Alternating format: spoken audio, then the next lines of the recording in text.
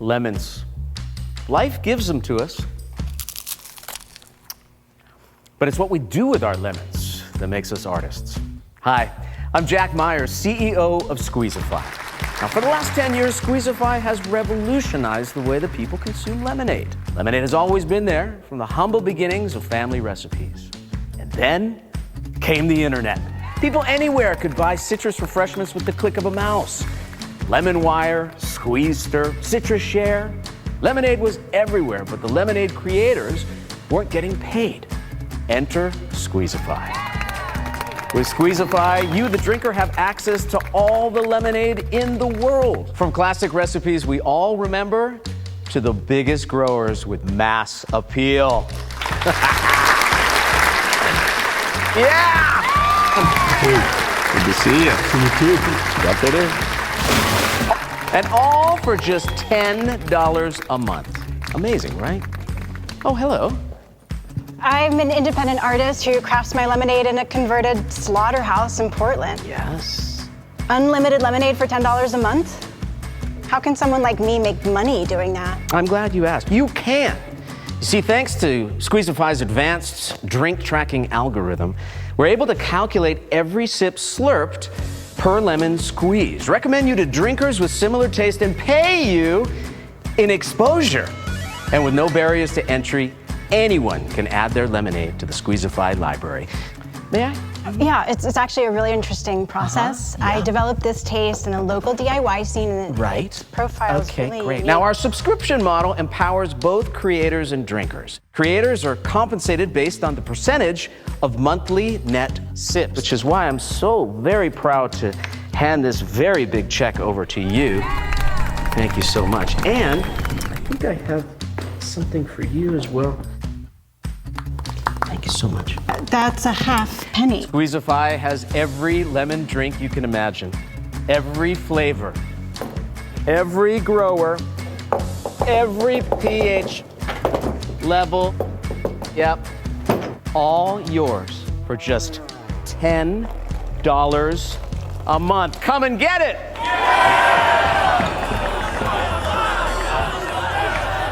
Squeezify. Squeezify. Squeezify, Squeezify, Squeezify, Squeezify. It just makes sense.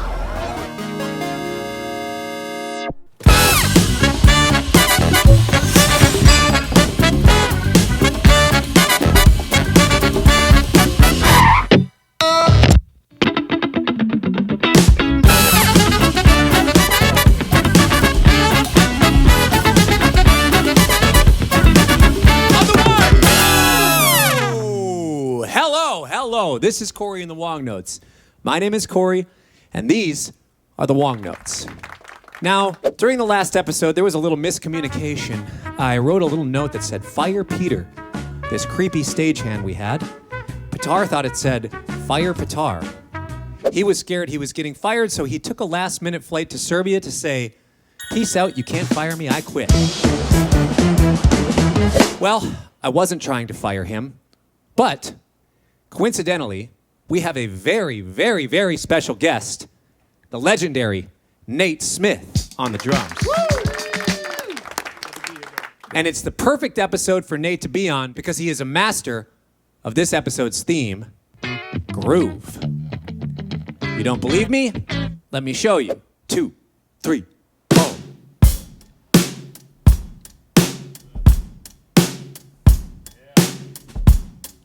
Right? Now, what Nate's playing right now is basically the first beat you learn as a drummer. It looks very simple on paper. But the thing is, you give that notation to 10 different drummers, you're going to get 10 different versions of that notation. And each drummer, each person, each individual as a musician can bring some of themselves into the music. And that's part of what makes a groove. Nate's got his version of this. Absolutely crushing. You want to extend the groove a little more, add a little Sonny T.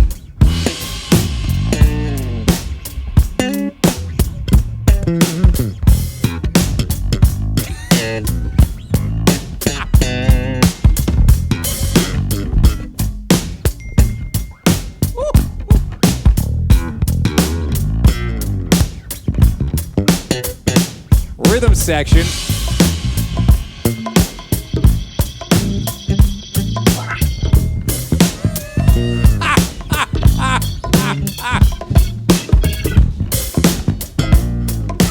I thought it was an episode all about groove. I didn't think it was a master class in groove. Woo! Now check this out. You add a little horns. You add a little horns. Hey. What's going on? Hold on. Do we need to cut? Hold up a second. Hold up. Hey, man. I mean, what is? You guys are just. You missed your cue, Michael. Don't worry about it. What are you looking at? All right. Dude, check this out. Serbian TV, Petar and the Jonic notes. What? It's going viral, dude. He's got the On pink... Serbian TV? He's got the pink jacket on. Oh, come on. They're checking it out, too. I mean, Wait, hold up. What is this? He's got a dance? What? Oh, come on.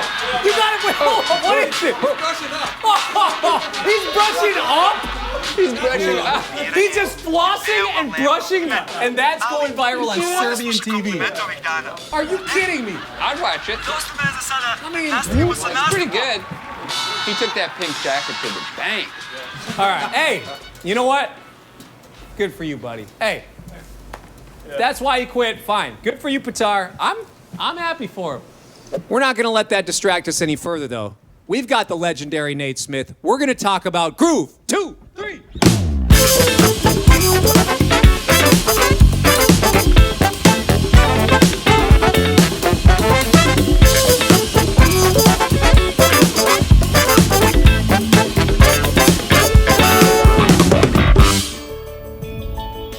Attention musicians, did you receive medical treatment for dangerously sick tone after using the tone-enhancing pill Compressix?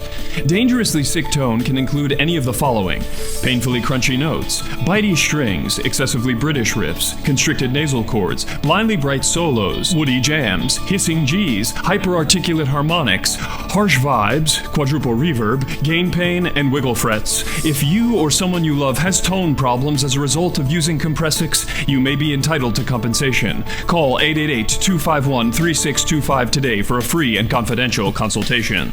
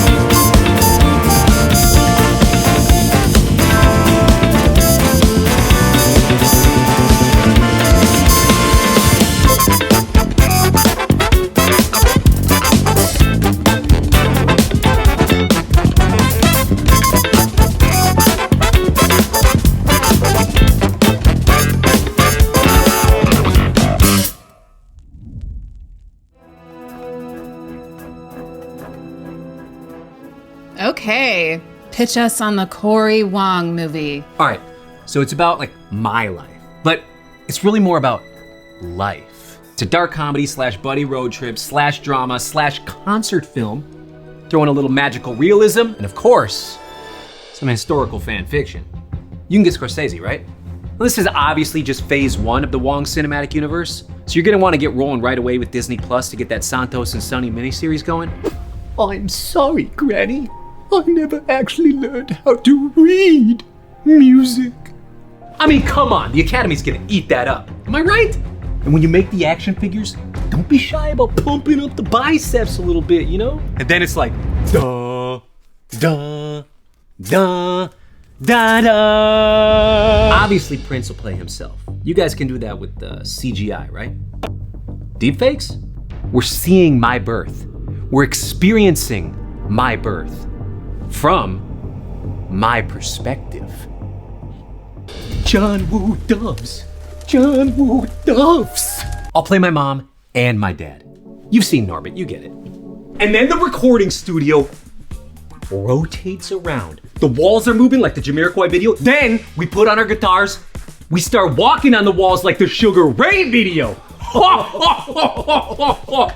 Right when you think it's done, we do a Rashomon, start from the beginning with the mailman's point of view.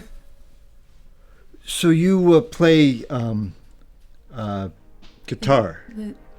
No, the guitar, ukulele, guitar. Wait, what? That was it.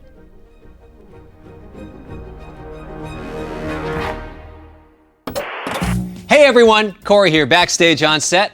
Hate to interrupt the program, but I have to and want to tell you about our new sponsor, Squeezify. Squeezify gives you access to all the lemonade makers in the world for one affordable monthly subscription. Check them out and start sipping today.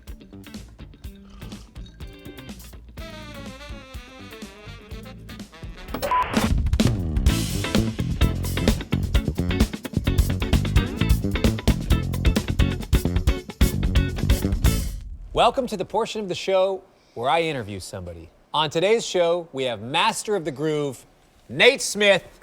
Thanks so much for being here. Thank you, brother. It's a pleasure to be here, man. This is going to be a special interview because I'm excited to see what goes on here. We got the kit. Right. We removed one of the white chairs and we got the kit. That's right. This is the classic Fearless Flyers setup, yes. kick, snare, hat. That's right. That's right. This is the vibe, man. Minimalist. Now, the kick, snare, hat thing, that was Jack's idea because he knew you could pull it off. Yeah. When you people were like, oh, Nate Smith is the kick, snare, hat guy. Right. Like, well, in that context. In that context, yeah. In that context, it was the kick, snare, hat. It also presents an interesting challenge, you know? Yeah. It's like, how do you make 3 pieces sound really full, you know? And how do you make it so that you're not feeling like you're missing anything out of the kit? So, you know, it kind of presented a really unique challenge that, you know, I enjoyed, you know? Yeah. You try to fill up the groove with all the language between the snare drum and the hi-hat, you know? Yeah, so your kick drum information is still pretty much the same as if you had a full kit. Right. To a lot of people, the hi-hat and snare has like 3 gears to it. Right. Somehow, like you're saying, on that album, or on both those albums where you just had kick, snare, hat, Right. it didn't feel like there were any gears missing. Right. How do you add those other gears? You know, that's a very, very good question. I think it comes down to when to use space and when to fill the space.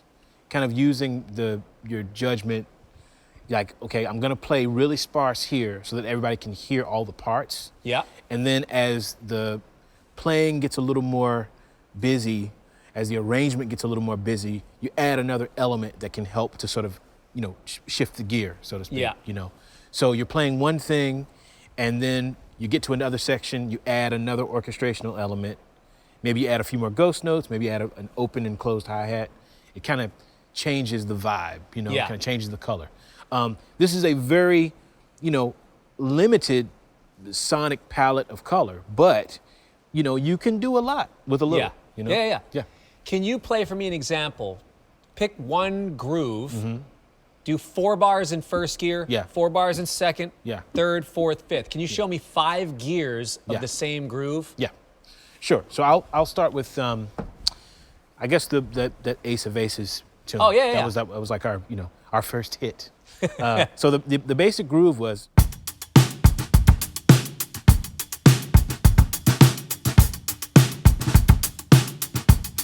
Here's second gear.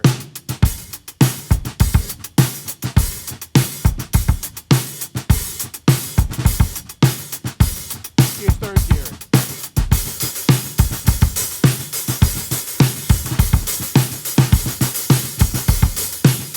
Here's fifth gear.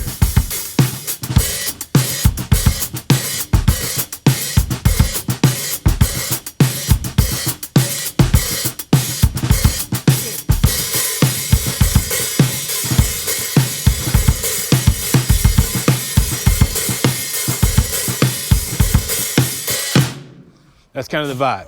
Like, you can build tension by adding different sonic stuff. Yeah. But, you kind of have to commit to it. Yeah, totally. Once you add it, like, okay, you got to stay there. Yeah. Yeah. Yeah, I remember listening back to those recordings, not watching the videos, Right. knowing that it was just kick, snare, hat. Right. It's like, he went to the ride without going to the ride. Right. How did that work? Right. But- There's a lot of color you can get out of a hi-hat, man. This is all, Max Roach taught us everything we need to know about the hi-hat, You watch him, you watch the way he plays it, you watch the way, Elvin Jones or Buddy Rich played the hi-hat. There's a symphony in this instrument. Yeah. It's a whole orchestra.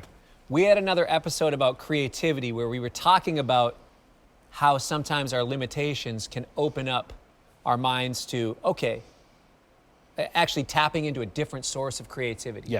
Yeah. A different necessity. Absolutely. So I think that's really cool to see this and just to see that progression through the same groove in all those gears. Absolutely. You can, it's, so much of it is about the space. Like, you leave the space and, the listener, the audience, they fill in the gaps with their imagination. And so you play a full groove and then you break it down. The audience can really, where's all that stuff that was there? Oh, I'm still hearing it in my head. You know what I mean? That's kind of how we're wired. We hear one event, we expect another. Yeah. Do you take that approach in your producing as well? Absolutely. I'm kind of from the sort of Quincy Jones, more is more school of production. Yeah. All of us want to make Thriller, man. Yeah. Everybody wants to make a record that sounds like that. But, I think it's also about the song and what the song sort of dictates too. Sure. And also the artist, if you're producing an artist, you're thinking, okay, well, this space sounds really good. This singer sounds really good in this space, So let me not clutter that space. Let me get out of their way. I had a session with Paul Simon once, and Wait, hold up. Yes. Paul Simon, Paul when? Simon. This was on his In the Blue Light album. Oh, yeah. It came out a couple years ago. Yeah. And so on the session was myself, John Patitucci, Sullivan Fortner. Yeah. And Sullivan had done some arrangements for Paul. And so I showed up, and I had a 4-piece kit, 2 cymbals, and I started playing, and Paul was great. He was like, I love everything you're doing. Don't do that, don't do that, and don't do that, Yeah. And it was a real lesson for me. It was like, stay out of the way. Stay out of the way. I started on sticks. He was like, I kind of really want to hear brushes. He was like, and I never heard this before, but he told me, he said, it's really hard to sing over cymbals. Sometimes it's really hard to sing over cymbals. And I had never heard a vocalist say that, And then I thought about it, and I imagine if you are singing in a certain range, sometimes the wash of a cymbal, you can feel like you're competing with it, Yeah. So the way that you tune the drums, the cymbals you choose, all that stuff, it's a part of the fabric of the sound of a record. Yeah. Yeah. I worked with a singer once who said, just don't hit any cymbals to the drummer. Yeah. I've actually heard a handful of singers say they just can't stand cymbals. I think some of them were playing with drummers that were just bashing them, though. Right. So they had Right. some PTSD from past experiences. Yeah, but- yeah. I've been to a lot of like open mic sort of jam session things, cats playing R&B or even sometimes jazz too, where, the drummer is really getting really, really loose, and the singer is really trying to kind of zone in on a sound or a vibe. And it can be distracting. I've been guilty of it too. I've had to really, be very careful about how the drums fit into the music. Yeah. It's always about how the drums serve the music, Yeah. There are certain musicians that you can just immediately identify them when you listen to an album. Mm-hmm. Of course, your albums, I know that it's you. Your artistry is woven into the songwriting, the playing, the groove, the sounds. Right. I've developed an ear for that. When you're serving it up, just an alley-oop to yourself for the dunk, absolutely. Yeah. But when I've heard you on, like the John Batiste track we both played on, We Are. Yes. As soon as that groove hits in, it's like, that is so fastball down the middle, Nate Smith. Yeah, right. Somebody asked me, who is that on drums? I was like, are you kidding me? Who else could it be? That's literally, it can only be Nate. Right. And some people would say the same thing about my guitar part on that song where, there's certain things, for me, I can identify guitar players, we have tone, touch, types of voicings we use, a lot of different things, and of course our pocket and time feel and whatever decisions we make. The drums, for me, drummers are harder to identify. For whatever reason, I can pick Nate Smith out of a crowd of 1,000 drummers in whatever recordings. Yeah. What is it that you feel defines your groove? Oh, man. So growing up, I feel like I was always attracted to drummers who had that thing. Like all the drummers who influenced me are those kind of drummers. I know what Steve Gadd sounds like on every record. Yeah. I know what Omar Hakim sounds like on every record. I know what Bernard Purdie sounds like on every record. Stuart Copeland, These are guys who you hear their snare drum sound, you hear the ghost note, you hear the placement, you hear the cymbal sound, or even the hi-hat sound, Jeff Porcaro, right? Yeah. Like there are certain guys you hear, and not just guys. For me, Sheila E. I have to talk about Sheila E. because it was the Sign of the Times concert movie. Playing along, I put that whole thing, we had a VHS player and a cassette deck, and I recorded the audio. It's probably illegal, I shouldn't say I did that. But I recorded the audio from the movie onto a cassette, and I practiced with that. So I played that, I know that whole show, right? Yeah. But there was something about her snare drum sound, her placement playing live. It was instantly identifiable to me,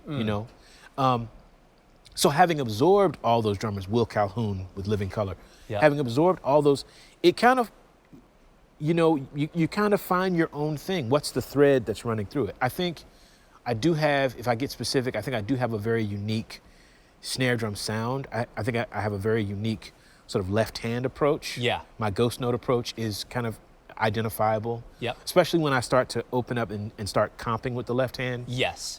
People can kind of tell, oh, that sounds like that's a Nate move. Yeah. You know what I mean? So like little things like that, I think are the sort of telltale signs. Yeah. When somebody says, do the Nate Smith thing, what do you think it means? Can you play me the first example that you think they're looking for? Okay. Well, aside from the Wolfpack stuff, I would play like my version of the Purdie Shuffle.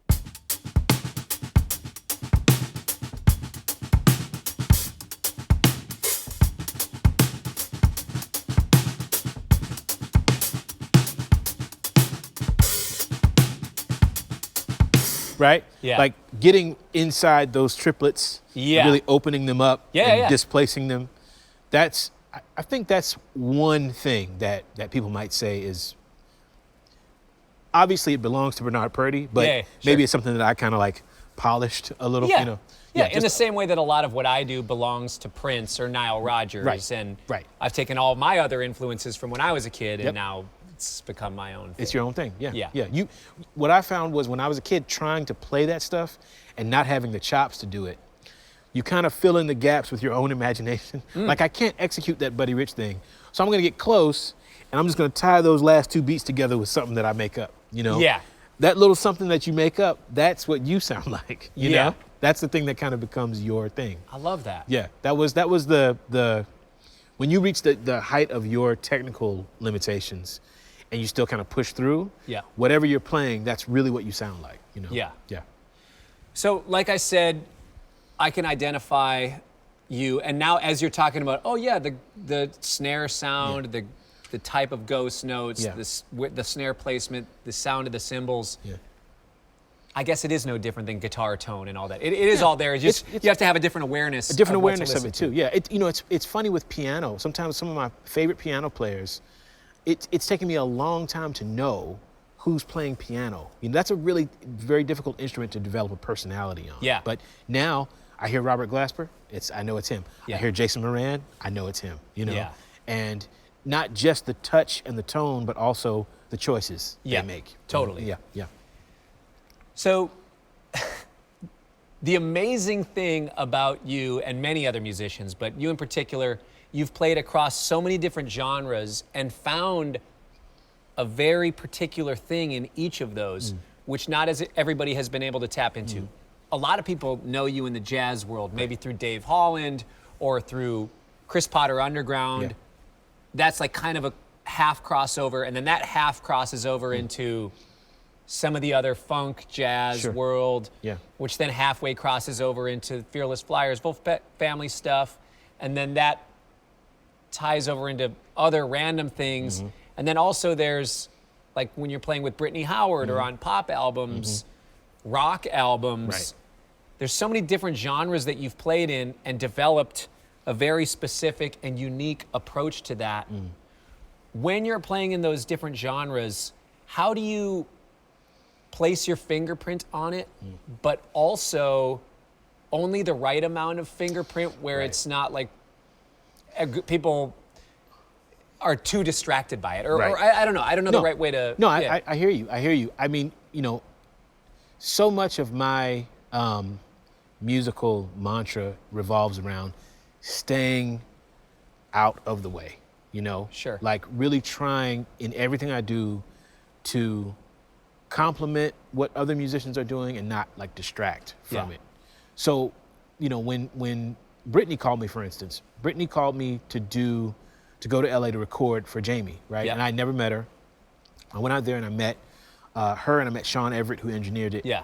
And so Sean had all these drums set up. Like he had everything, every drum was set up. he had every drum set up. Yeah. And mics on everything. And he was just like, yeah, man, So they played me demos that Brittany, and he was like, yeah, man, so, just kind of put your thing on it, And it kind of left me a little, like, I guess befuddled, like, well, what does that mean? But I think in the moment, what it meant to me was, okay, what would Elvin do with this, right? Like, here's this thing, this song, History Repeats, that's on her record. Yeah. Opens really loud, kind of, So there's this big, loud, boomy bass drum, and this, like, but the choice of the cymbal, like where I'm putting the 16th note, how open I'm playing the hi-hat, I mean the snare drum, I get a different sound out of traditional grip than I do match grip most of the time. Usually it rings a little louder. So on that session, I remember playing like this really deliberate, like wide open ride cymbal. Like I was thinking, how would Jack play this, Yeah. And I don't know if I got anywhere near it, but that approach, I think, maybe puts it in a different ballpark than another musician might approach it, But in all things that I'm doing though, like the non-distracting part is about me really choosing my spots. Like pick the spot to fill, pick the spot to add the ghost stuff, pick the spot, but stay out of the way. Don't distract from the song, because that's when you break the fourth wall, and it becomes about you and not about the music. Totally. Yeah. Speaking of different genres, I hear a lot of drummers that are jazz drummers that get put into a backbeat situation. Yeah. And for anybody who doesn't understand, that'd be like a funk. The style of jazz drumming is very different than rock backbeat, funk backbeat, pop backbeat playing. For whatever reason, I can kind of just tell that they're not used to being a backbeat player. Yeah. And the opposite is absolutely true. Yes. Where somebody who only plays backbeat music starts playing jazz or something that's more comp heavy and just time in the left foot and the right hand and then comping with the left hand. Yeah. What are some ways that people get it wrong, and what are some ways that people get it right? Man, excellent question. So I think sometimes some of the jazz musicians I know and have met over time have a tendency to underestimate the complexity of playing backbeat. Sure. Playing pocket, right? Yeah. Because jazz is very complex. There's a lot of information happening. There's a lot of information happening between all the limbs, Yeah. right?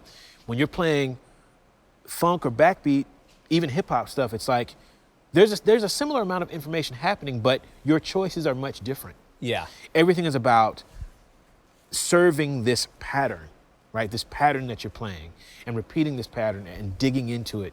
And every time you play it, hopefully you get something else from it, Yeah. That's the first thing that it's kind of a mental switch that some jazz drummers don't make when they switch from jazz to pocket. It's like they don't take it as seriously. The discipline that it takes to play pocket really, really well. Yeah. It's like a different kind of discipline than it takes to play, to be comping behind someone during a solo and be attuned to what they're doing. And I mean, it's very difficult to play both, you know? Yeah. And I think sometimes jazz musicians have a tendency to underestimate how difficult it is to play funk, And I also think sometimes funk musicians, think that, okay, well, I'll just play a swing pattern and do some random comping behind it, and I won't change my dynamic level at all, but I'm just gonna play, it's gonna be like swing language, right? Yeah. That's a thing too. It's like, no, the dynamic range is what really makes jazz drumming, particularly behind a soloist, interesting, It's like being able to follow a soloist and help them build a story over several choruses of whatever it is. That takes a lot of dynamic interplay, and a lot of listening. Yeah. So in the end, man, I think it comes down to listening. So I think about some of my favorite drummers, like I think about Brian Blade, right? Yeah. Brian Blade probably has the widest dynamic range, of most of the jazz guys. Like Brian Blade can play the hell out of the drum, like smash it, But the overwhelming majority of the time, he's playing color behind, and he's helping to shape the music, and he's kind of conducting the environment. But when he does play pocket, when he does play groove, maybe he doesn't play as powerfully as like someone who starts in that world, but all the language is still there. All of that stuff is still there, and the discipline is still there when he plays it. The same with somebody like Mark Juliana or, Kendrick Scott, or there's so many drummers who can. Mark Collenberg is great. Yeah. So I think that speaking of examples of drummers who get it right, those are the guys I kind of think of as the guys who get it right. Yeah. Yeah. As decades go on, music evolves into different things. We see different types of time feels and grooves become more or less in vogue or popular. Right. Like in early 90s hip hop, it feels like everything's so much more in front. Right. Or like at least the rappers, not necessarily the music, but there's a lot of it's kind of pushing or whatever. Now it feels like a lot of that stuff is a little more behind. Yeah. Maybe there was a switch with Dilla, Questlove, that whole camp, or whoever made it popular, I guess. But kind of, I guess, Dilla. Dilla was certainly the most transformative figure. Yeah. To emerge in that period. I think you also have to look at Q-Tip too. Q-Tip, who sort of, mentored Dilla. Yeah. But Dilla came in with his own language, and he really, humanized the drum machine. Yeah. And kind of built in this push and pull and this That's conflict. what I want to ask about. Yeah. So it seems like right now it's hip to pull the time, push the time, and it is hip sometimes when it's done the right way. Yeah. And it's hard to objectify what the right way is. When I hear you do it, when I hear Chris Dave do it, I mean, there's a lot of other examples, whatever, but there's something where like these drummers can pull it off, but 90% of them, it feels like can't, or it just feels like, oh, I know what you're trying to do. Right. It's like giving it the old college try, and it's fun, and you can see they're having fun. It's like trying to do this thing that is hip and is very cool, and whatever. It's a hard thing to do. It is. How do you do that without it just feeling like it's dragging? Yeah. So first of all, I don't think that it is about one instrument in any of those situations. So the way that I listen to Dilla's music is, I think of him as he's programming the drums a certain way, but then all of the samples that he's using, he kind of puts them in the same matrix too. So it sounds like he picks the record apart and then reassembles it in this way that gives it this push and pull. Right? Yeah. So all of the musicians, the sampled musicians, are playing together, you know? So the number one thing for me is when I hear Chris Dave doing it, I hear him doing it with Derek Hodge and Robert Glasper. Absolutely. You know what I mean? Yeah. Or when I hear, you know, Kareem Riggins doing it, I hear him doing it behind Common, you know, Yeah. and with, you know, Brunis, Travis, you know, those guys, they're incredible musicians. Yeah. So they're all kind of agreeing on it. I think whenever one musician tries to assert that thing in a different context and tries to force the swung triplet, that conflict between the straight eighth and the swung eighth. Yeah. When somebody tries to force that in and tries to leave it there, like, you know, we're going this way, that's when the conflict can really happen. You know? Yeah. I think all the musicians have to kind of agree on time. Yeah. You know, and that's really the only way that it can kind of work. Otherwise, it sounds like someone is trying to sort of push their own agenda, you know, Yeah. on the music, which I think most of the time the music always suffers when that happens, you know. Yeah. But I think it has to come down to sort of musicians who are hearing the time the same way. Yeah. You know, you hear a band like Hiatus Coyote, you hear them play together. They're totally doing that thing. Yeah, exactly. You know, but they're doing it together. Yeah. You know, so it works because they're doing it together, you know. Yeah. But when you're in conflict, you can hear the conflict. Yeah. Yeah. So what's the difference or the fine line between agreeing on that and also allowing there to be a really wide pocket on, like, the bass hitting a little behind the Right. kick, or Right. the guitar hitting and then the snare comes right after, Yeah. or vice versa? Yeah. When is that right or wrong in your mind? It's a good question. That's a really good question. To me, I refer to the records that feel like they got it right. So, you know, you want to hear a good example of that? Listen to James Gadson on D'Angelo's last record. Yeah. Right? Yeah. Listen to Sugar Daddy and the way he plays that. He's actually playing on his lap, I think, at that record. Wow. I don't think he's even playing the drums like he's playing here. Yeah. Or the first track on that record, Ain't That Easy, I think is the name of it. That's Gadson too. But there is that thing. There's that swing in the way it is. I think it's all a connection to the blues. I think it's all, if you really, there's a thread that goes all the way back to the front porch and, you know, the cat sitting in the rocking chair. Yeah. And, you know, the time ebbs and flows, you know. I think that's really the only way to know when it's right. It's kind of an indescribable feeling when it all locks together, you know. But again, the musicians have to kind of be aiming for that thing together, you know, and not forcing it. For some people that are watching, they might not really know what the difference is between playing metronomic or laying something back. Can you play us a couple examples, something really just straight forward, and then something that feels like it's pulling back a little bit? Sure. I'll just play a really basic pattern. I'll try to play it as straight as I can, and I'll try to, like, alter the hi-hat a little so you can hear a difference. Yep. So we'll start here.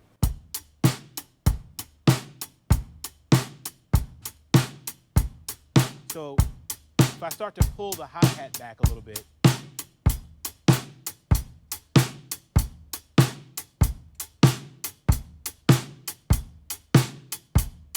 you can hear that tension. Yeah. That tension between the beats when it starts to feel like, oh, what happened? Yeah. Something happened. Like you're moving a knob. You're moving a knob. Yeah. That's where I stole it from. When I used to program on the MPC 2000, I used to use the swing feature, and you can literally move the hi-hat, you know, further from the straight eighth to the eighth triplet. And everything else stays the same. Everything else stays the same. Yeah. So you can really feel that tension of that one instrument playing against the absolute time in the other instruments. So trying to do that. And then also there are ways that you can actually delay I was also trying to learn how to do this, where you play, this is the more metronomic feel, right? And then you delay the hi-hat.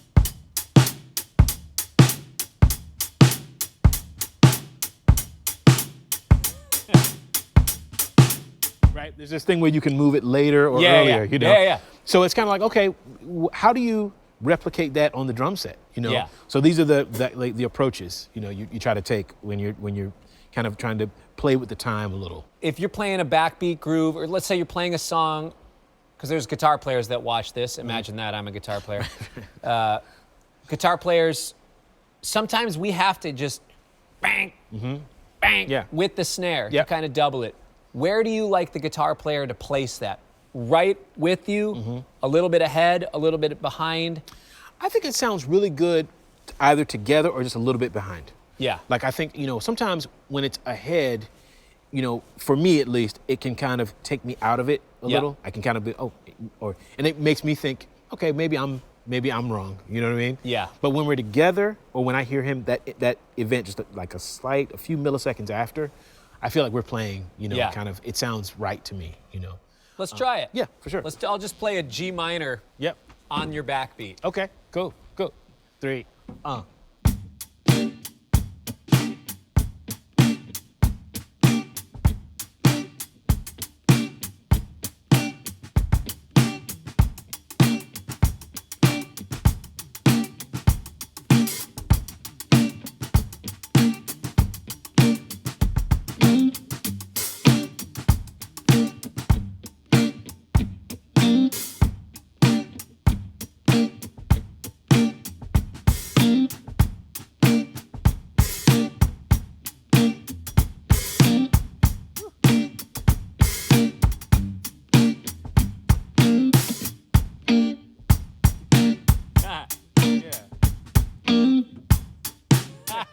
Yeah, man. Yeah, it's go on for days. I know, it's fun just listening to where your subdivision changes. And it's funny, we're kind of adapting each other's. Yeah. That's what's fun about live versus playing along to a track. Yes, absolutely, absolutely. We, you know, listening is the thing, man. Yeah. This is the instrument. Yeah. Your ears are the instrument, man. Literally. You know, I mean, we learn how to play, we learn how to, you know, move the air in the machine. But in the end, it's like we listen and we react, you know. That's all it is. That's kind of all we're doing, you know. Yeah. Last thing I want to ask about is playing with the metronome. Because a lot of people think playing with a metronome loses all feel, loses groove. Now, for those that might think that or be afraid of that, now, of course, it's fun to play without a metronome. It's fun to play with a metronome in the right setting, blah, blah, blah, whatever. How do you approach making sure there's natural groove and feel when playing with a metronome? Excellent question. In my mind, I imagine a human being hitting a wood block next to me. Right?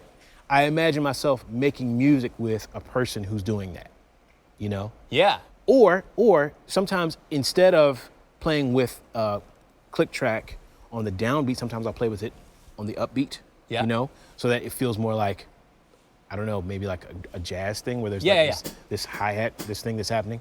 Or, you know, I'll play with a percussion loop of some kind, you know? Yeah. Even if it's just an egg shaker, a 4-beat egg shaker, it's like, okay, I'm playing with something musical, you know? Even though it is exactly in time. It's still exactly in time. I'm still playing with that. I'm still hoping to play and keep the energy and the momentum of playing music. Sometimes I find if I'm just thinking about the metronome, staying with the metronome, sometimes I can sort of psych myself out of playing with people. Really? You know what I mean? It's interesting, but if I'm thinking about making music with a person, I have a different approach. You know what I mean? I have a very different approach to it. It's just something that's kind of built into my brain, the way I process music, you know. I always imagine a human being hitting a wood block, you know, exactly the same at 120 beats a minute or whatever. Yeah, that's interesting. Some people think that groove is just, you either have it or you don't. Is that true? I don't know, man. I don't know. There are so many ways to play music, honestly, truthfully, soulfully, and so many different musics to play that way, so many different styles of music to play that way. You know, sometimes I'll hear, you know, really old older gospel musicians playing the music of their time, and there's a very deep groove in the way they play. Yeah. That a person like me might not be able to play, you Sure. know? If we're talking about defining groove as like one or a very few specific things, then yeah, it might be difficult for a lot of people to play like Clyde Stubblefield or like James Gatson or whomever, you know? But if you're listening to like, there's soul in every genre of music. So you listen to the way bluegrass players play together, some of that stuff is really soulful. And, and you know, so it's like they have groove, but it's not James Brown. It's not Prince, you know? Yeah.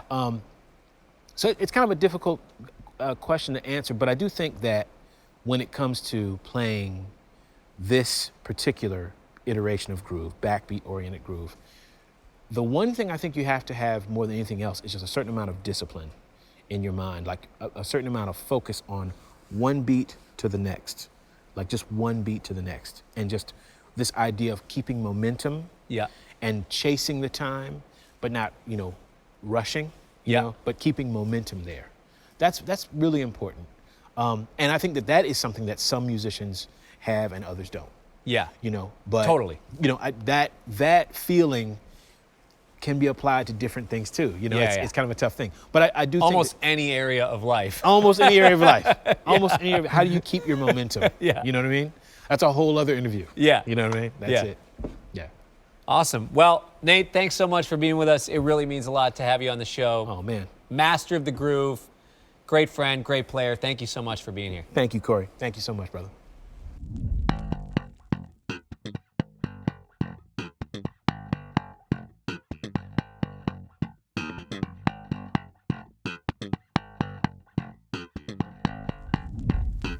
Huge thanks to the legendary Nate Smith for being with us today.